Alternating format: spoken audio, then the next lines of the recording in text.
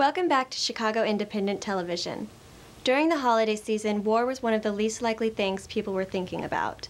This video shows how a group of Chicago activists hope to change that.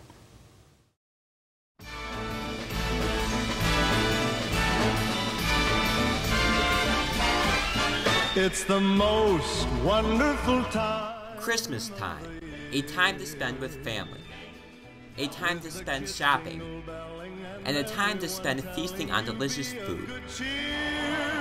However, for the over 1 million Iraqis who have been murdered by the U.S. Empire, Christmas time is just another time for death.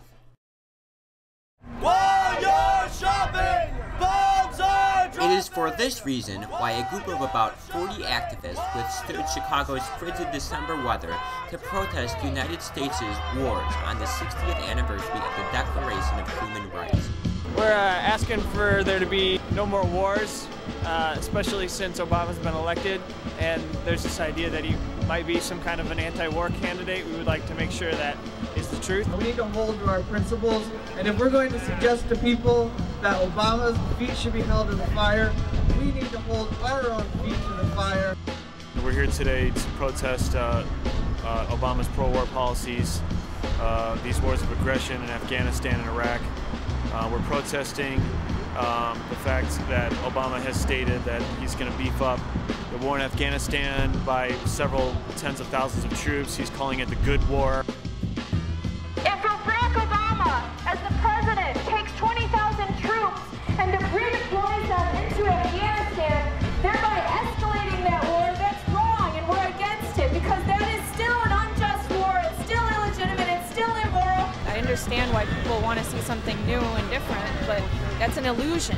As well as peace activists, third-party congressional candidates also attended the rally. And the people keep voting for peace, and both parties keep giving them war, perpetual war of empire. It's time that government get out of their way. It is the hour to give the people the peace they so desire. I'm running a progressive campaign here in the 5th District of Illinois, which is the seat being vacated by Rahm Emanuel. The anti-war movement lost a lot of its steam as people got involved in the electoral process, and they weren't out on the streets, they weren't out pressuring their Congress people in the halls of Congress to end this war. But we can redirect that energy right now. We have a chance to get progressives elected into the United States Congress. When the protest was supposed to begin, the activists were not alone. A group of anti-immigration advocates across the street were already protesting recent arrests of border agents. The border should be enforced. That's part of our constitutional law. Everybody, all these politicians are abrogating their responsibility. However, soon, the anti-war protesters outnumbered the anti-immigration advocates, and the only message in Federal Plaza was their message for peace. War is terror. Afghanistan is now the good war. No! Change has not come to this country. Change has not come to the world. Fundamental change has not come. And we're not going to be at peace. We're not going to go along with this. The anti-war movement right now is faced with some choices. And if we don't stand together right now and speak out against the escalation of the war in Afghanistan, I don't think, the anti-war movement should call itself an anti-war movement. Anybody who comes out here today is deserves to be given a level of respect and admiration, because it's cold, it's windy, and to actually drop what you were doing and come out today, it's very admirable.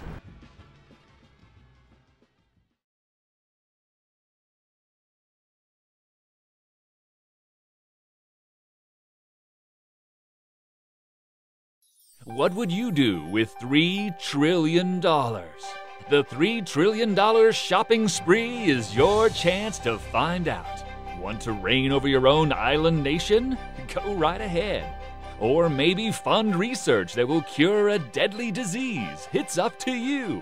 You can even wage an endless war that will cripple America's economy. With the $3 trillion shopping spree, anything's possible.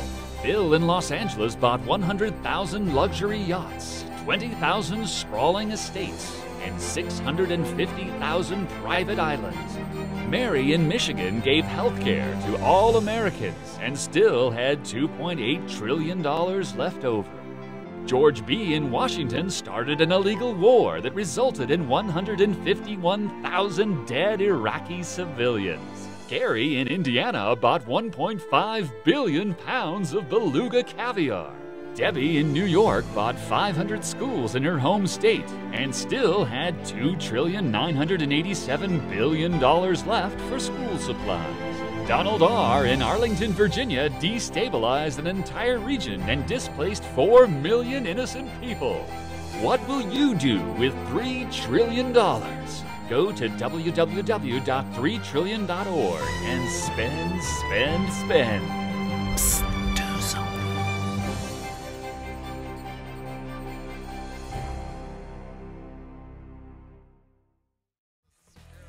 You've been watching Chicago Independent Television, a project of the Chicago Independent Media Center Video Collective. The Independent Media Center is a growing worldwide network of media producers, journalists, citizens, and activists, working to put the media in the hands of everyday people and away from corporate and commercial interests.